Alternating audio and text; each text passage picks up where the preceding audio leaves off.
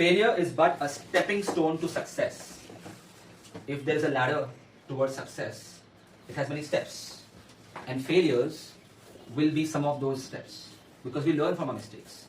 So let's read a speech on this, and you can use these points in your essays as well. Good morning, respected teachers and friends. Let me introduce myself. My name is blah blah blah. I would like to express my opinion on an age-old saying, failure is but a stepping stone to success. It may sound cliche, it means it's an overused proverb, but it is true.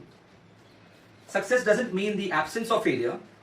It means winning the war, not every battle.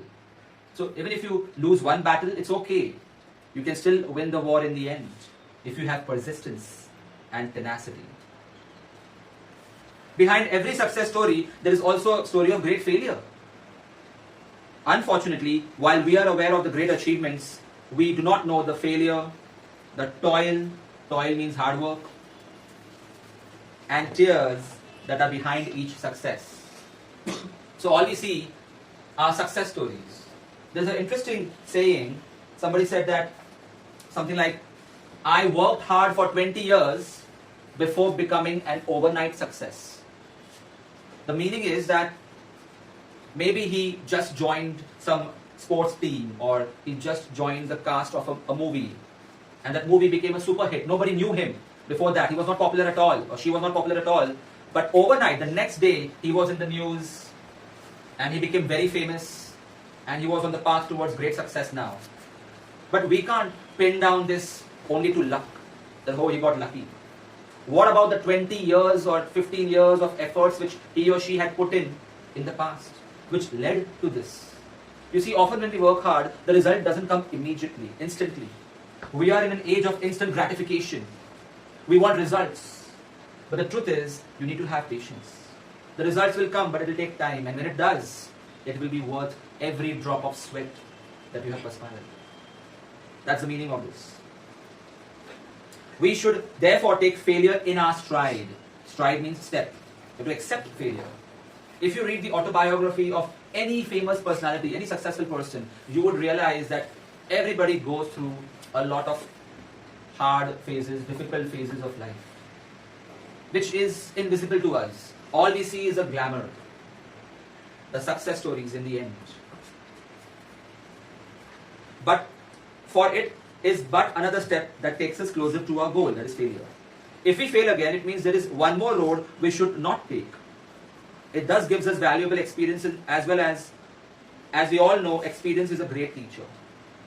Experience is an interesting teacher because it takes the test first and gives the lesson later, which is different from any other teacher. Teachers usually give the lessons and then take a test, but experience will first take your test and then you will learn the lesson from it.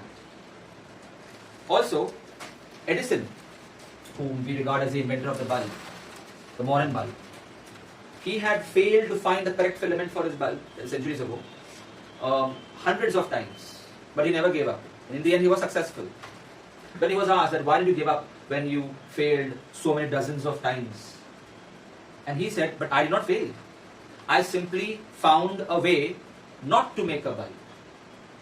So this was his positive attitude. He never regarded it as a failure. He regarded it as just a way of discovering the final destination. That is the perfect filament for the bulb. Next paragraph. Failure makes us humble, and in our grief, we find the courage and faith to overcome the setback. Grief means sadness due to pain or loss. That's true. If a person is continuously successful for a long time, he becomes a little arrogant and complacent. If we keep on winning matches, then we might skip practice and we might say, let's make an ad instead. But when we lose a match, when we face failure, it keeps us grounded.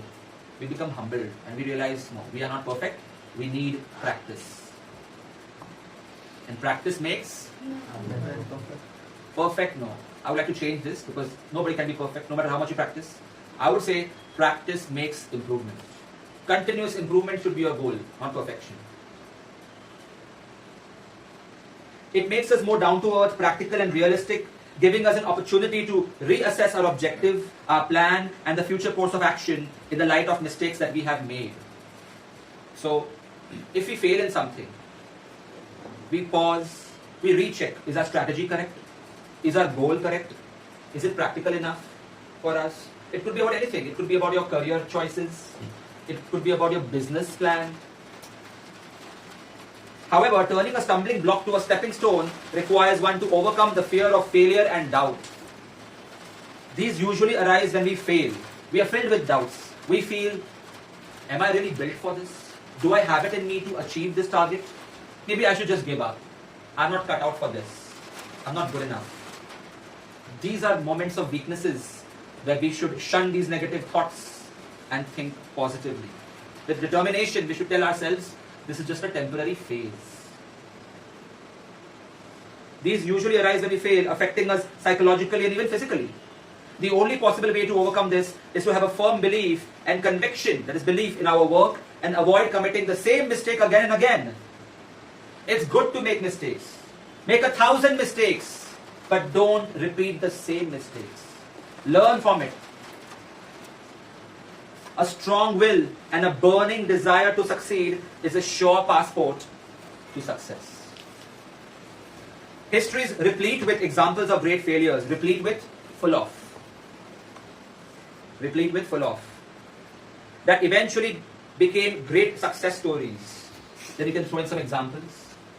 We know of Abraham Lincoln, US President, who failed in business, had a nervous breakdown, he lost a congressional and senatorial race, and even failed to become the vice president once upon a time. But eventually, ultimately, he was elected the president of USA. Walt Disney. Disney is a multi-billion dollar, trillion dollar industry today. The company is huge. It controls Marvel, of course. But when it started, Walt Disney, the person who started all, he had an idea, probably from his daughter, animations. I'm talking years ago, decades ago, when animation was not so common. He searched a lot for investors, and he declared bankruptcy multiple times. Many of his projects failed, but his passion made him continue, because he felt that practically also this can be successful. You see, passion should be mixed with practicality. And he was right. And today, it's a multi-billion dollar company. Walt Disney faced many rejections from editors of newspapers who said he had no talent. While working in a mouse-infected shed, he saw a mouse that inspired him to make a cartoon of Mickey Mouse. And the rest, as we say, is history. The Wright brothers, the inventors of aeroplane, they were also ridiculed, mocked at, made fun of for trying to make a flying machine. In the face of countless failures, they eventually made their famous flight, paving the way for modern aeroplanes.